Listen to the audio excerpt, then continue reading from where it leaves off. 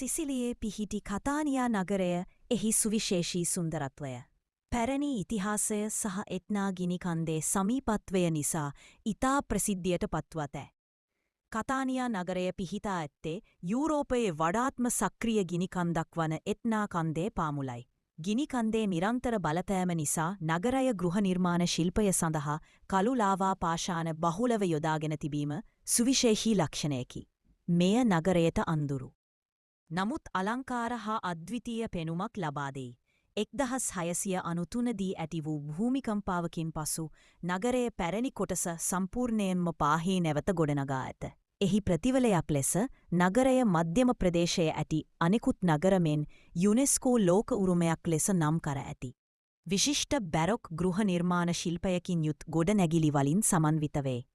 කතානියා යනු සජීවී වීදී සංස්කෘතියක් ඇති නගරයකි. උදෑසන විවෘත වන ලා පෙස්චේරියා නම් ධීවර වෙළඳපොළ සහ එහි අවට ඇති ආහාර වෙළඳසැල් ඉතාලි සංස්කෘතිය සැබෑ අත්දැකීමක් ලබා දෙයි. කතානියා